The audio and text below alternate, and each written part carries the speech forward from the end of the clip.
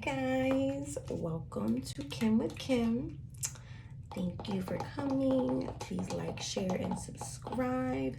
And today we're gonna get into this whole currency thing, just slightly dibble dabble talk about it, because I feel like people talking about and freaking out about, oh, the US dollar is about to be replaced, and the Chinese currency is taking over the world and all these things. And I just want to say, whether or not that's going to be true, the reason that you're seeing it so much and freaking out is because it's now come to the Western Hemisphere. So China has been doing deals like this since it's been years. So, China trades with African countries a lot. This has been happening that, these types of trade deals where countries, for example, like since 2014, you've had countries in Africa trading in Chinese currency versus US dollars, and you didn't really hear about it. It wasn't a big deal. Russia has been trading with China for years now, since before the Donald Trump presidency. So I don't want anyone to think that, oh, it's because we don't have Donald Trump in office. That's not true. The reason now is Russia is, at war trying to take over Ukraine. That's been going on. And therefore, there are US sanctions in place. Russia cannot continue to do relationships with the US in the current climate that we're in with, when it comes to them trying to take over Ukraine. Therefore, there are stronger sanctions in place. So what does Russia do? Start trading more and more with China. Therefore, yes, the Chinese dollar is going to take over the US dollar in Russia. But that isn't so shocking. You didn't hear about that. You're hearing about it now because China did that same deal with Brazil. Where is Brazil? On this side of the hemisphere, on the western side of the hemisphere. So that's why now you're going to hear about it, because it's closer, quote unquote, to home, wherever home is to you. But, South America has the word America in it. And therefore the US news market and US media is going to bring it up more. That's not shocking to me, but I can understand if if you don't know these things. Like I said, you have Zimbabwe, Ghana, different. I know South Africa uses like Chinese bonds, and you have different things in place, like I said. And I'll put everything I'm using down below as usual on the YouTube, but I'm just kind of in a rush, so I just mix everything together. But these are not new things, is what I want to say, and people are freaking out, like I said, because it's coming on in the news. And there's sunscreen on this, which is why I put it on my shoulders too. It's coming on in the news because Brazil is a huge trade partner with the US. So for Brazil to do a deal with China and it being so close to home, it just kind of insinuates that other South American countries, other Central American countries will increase their trade with China, because China does the most trade. Even with the US. The US does trade with China. Everything you see says made in China. So it shouldn't be so shocking. Now, in relation to, like I said, it's closer to home, and that's why people are going to freak out about it. But you still have, like, I think it's, outside of Russia, you even have some countries like in the Middle East, like Pakistan does the same thing. Pakistan has almost the same trade deal that Russia and Brazil have. So these are not new things. They're just, the one in Brazil is new.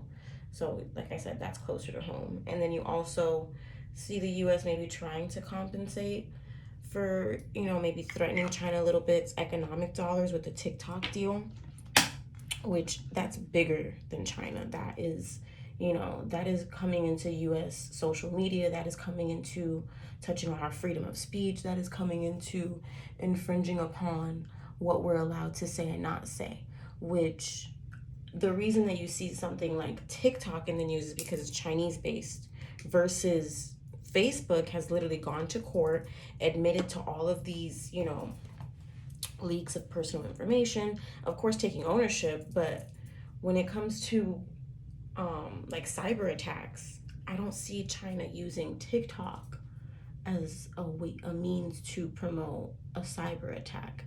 However, yes, China having access to a lot of information, of course, nobody's going to read the terms and conditions of that, which is fine. You're just online to enjoy yourself. But, if the US were to ban TikTok, there's going to be another form of outlet of expression very similar to it, probably US based, but it's really more of a, they're trying to go on like, oh, it's a security breach, it's a problem with our national security to have China have access to that. Is it really, or are you trying to threaten China because China's making all these deals and starting to beat the US currency? So when you see one thing, you have to relate it to another, because that's just the way international relations has my mind personally. So I want to come on here and put that insight. I don't ever want someone to think one thing is not related to another, because everything is related to one another. That's literally how the world works. And I just kind of wanted to come on here and talk about it and have less people freaking out, because like I said, banning TikTok has been going on for a while, but now you see Chinese currency taking over the globe. That's been going on for years. China is the #1 exporter of goods. That has been going on for years. I can't even quote, I'm sure it's decades at this point, that more things are made in China than anywhere else. That's not shocking that people are going to start trading in their dollars with that country, because most of your goods come from that country. African countries have been doing it. Pakistan has been doing it. Russia has been doing it. Russia and the US have way too many sanctions right now. So Russia needs another form of outlet to, continue their trade and continue the goods within their country. So I just came on here to slightly touch upon that. Like I said, banning TikTok, just because I feel like those two things go together. That would be something bigger in terms of the US government for our expression.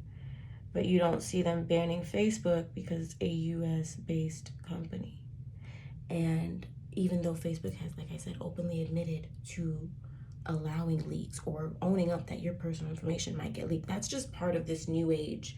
That's just part of the internet. Like, cybersecurity hasn't even been around for 3 decades. So how can we expect people to get it right?